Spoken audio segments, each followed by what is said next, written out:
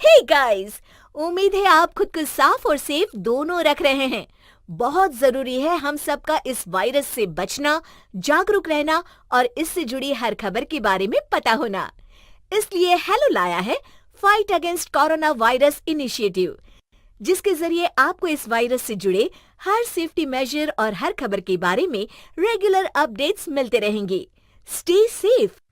Download the hello app now.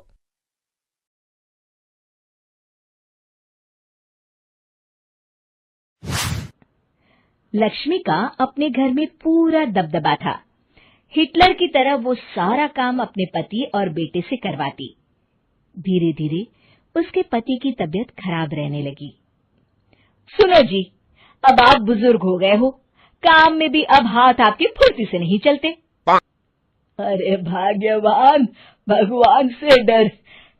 तुझसे मैंने शादी अपने इकलौते बेटे के अच्छे पालन पोषण के लिए की थी, लेकिन तूने तो उसका बेड़ा गर्क कर दिया। मैंने क्या किया?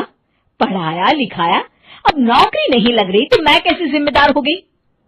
अब घर में बैठकर रोटी तोड़ रहा था तो मैंने कहा काम ही कर ले। एक तो भला करो और ऊपर से बातें सुनो। तभी सारंग वहां आ जाता है। बहुत भूख लगी है माँ, कुछ खाने को दे दो। अब तुम्हारे पापा का हाथ तो चल नहीं रहा है। मैं ही जा रही हूँ आज किचन में, बनाती हूँ कुछ। हे भगवान, कैसे होगा इतना काम मुझसे? लक्ष्मी किचन में काम कर रही होती है कि तभी अचानक उसे आइडिया आता है। अरे मैं भी ना, अरे यहाँ तो फ्री की नौकरानी ला सकती हूँ मैं, फिर मैं क्यों खाना बना रही हूँ? उस दिन लक्ष्मी सारंग की पसंद का खाना बनाती है और बैठकर उसे बड़े ही प्यार से खिलाती है।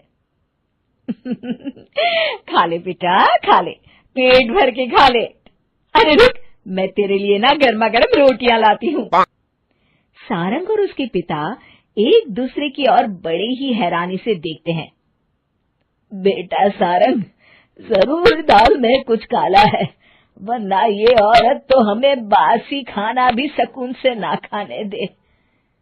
सुनील की बात लक्ष्मी सुन लेती है और जोर जोर से चिल्लाने लगती है। अरे हाँ, भलाई का तो जमाना ही नहीं रहा। एक तो आग में खुद को जलाकर तुम लोगों के लिए खाना बना रही हूँ और ऊपर से तुम्हें दाल काली लग रही है। अरे माँ, पिताजी का ये मतलब नहीं था, तुम बुरा मत मानो। अरे हाँ बेटा, तू कहता है तो मान लेती हूँ। लक्ष्मी सारंग के पास बड़े ही प्यार से बैठ जाती है और फिर कहती है, बेटा मैंने ना तेरी शादी करने की सोच ली है। अब तेरे पिताजी के हाथ भी नहीं चलते, तो सोच रही हूँ तेरे लिए बीवी ले आऊं। अब पता नहीं ना मैं भी कब मर जाऊं। अब ऐसे भाग्य भी कहाँ है हमारे। क्या कहा? अरे हाँ, तुम तो चाहते ही हो कि मैं मर जाऊं, लेकिन मैं अपनी प्यारी बहू का चेहरा देखे बिना नहीं मरूंगी। हाँ माँ, शादी तो मैं कर लूं, लेकिन मैं नौकरी नहीं करता, फिर कोई क्यों देगा मुझे अपनी बेटी? अरे क्यों नहीं देगा बेटी? इतना बड़ा घर, खेल खलियान है, किस चीज की कमी है हमारे पास? जो आएगी राज करेगी, राज।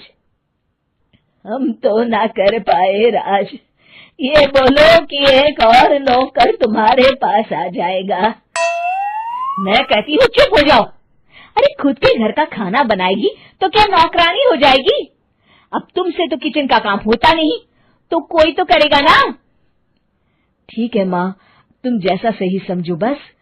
अब मेरी एक शर्त है, लड़की जो भी हो वो दिखने में कैसी भी हो या कहीं की भी हो, बस पढ़ी लिखी होनी चाहिए।